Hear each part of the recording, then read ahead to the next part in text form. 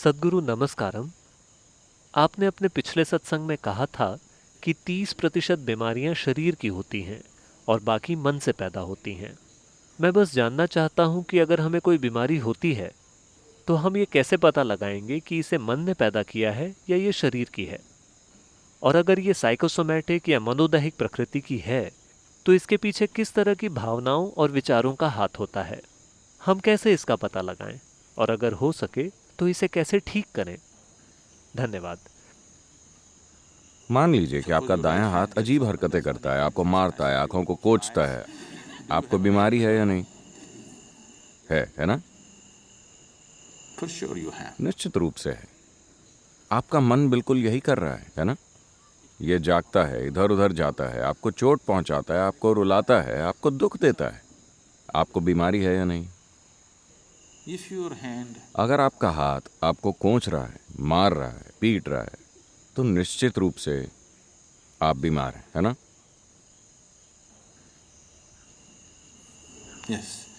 तो अगर आपकी भावनाएं और विचार आपको हर दिन कोंच रहे हैं, आपका गला घोंट रहे हैं और आपको यातना दे रहे हैं, तो क्या आप बीमार नहीं हैं? मैं आपकी परिभाषा से ही चल रहा हूं। तो चूंकि ये बीमारी जारी है, ये कई तरीकों से भौतिक शरीर में जाहिर होगी। इसमें अब कोई शक नहीं है। हर विचार, मन के स्तर पर होने वाला हर स्पंदन, आप कैसे स्पंदन पैदा करते हैं उसके अनुसार पूरी केमिस्ट्री में बदलाव आ रहा है। यह सब नापा जा चुका है।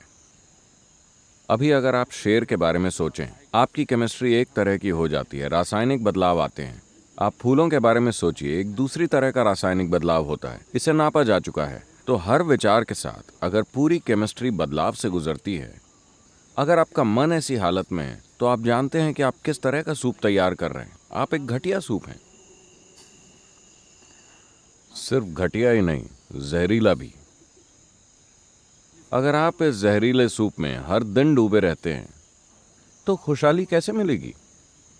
ये वैसे नहीं आएगी। इस दुनिया में आज इस चीज पर हमारा इतना ज्यादा नियंत्रण नहीं है कि हम क्या खाते हैं, क्या पीते हैं, क्या सांस में लेते हैं। सब कुछ थोड़ा जहरीला हो गया है। आधुनिक समाज मानने लगे हैं कि बीमारी और विकार एक प्राकृतिक प्रक्रिया है, जो एक गंभीर गलती है। प्राचीन सभ्यताओं ने हमेशा बीमारी को एक गलत चीज की तरह देखा।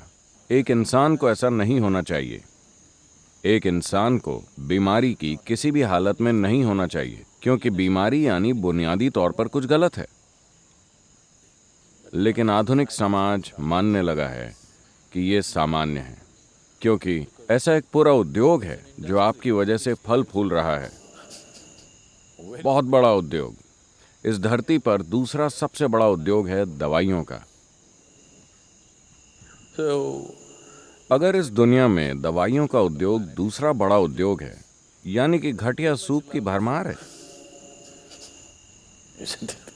आपको हर दिन इसमें कुछ ना कुछ डालना होता है ताकि नहीं, अगर आप चाहें तो हम इसे बड़े शानदार सूप में बदल सकते हैं।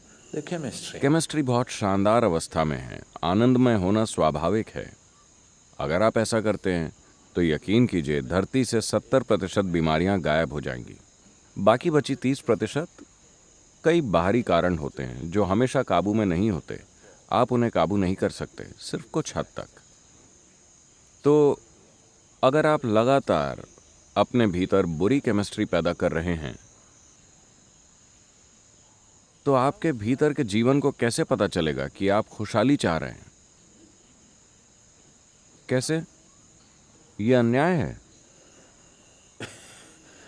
आपके भीतर का जीवन सोचता है इसे बीमारियां पसंद हैं, और वो आपको दे देता है। अगर आप अपने सिस्टम को जहरीला बना रहे हैं भीतर से, जिसके लिए ठोस सबूत मौजूद है कि हर विचार और भावना के साथ आपके शरीर की रासायनिक संरचना बदल रही है, अगर आप अपने भीतर जहर पैदा कर रहे हैं और आप अच्छे से जीना चाहते हैं, ये कैसे होगा? जीवन ऐसे काम नहीं करता। जब तक आप सही चीजें नहीं करते, आपके साथ सही चीजें नहीं होंगी।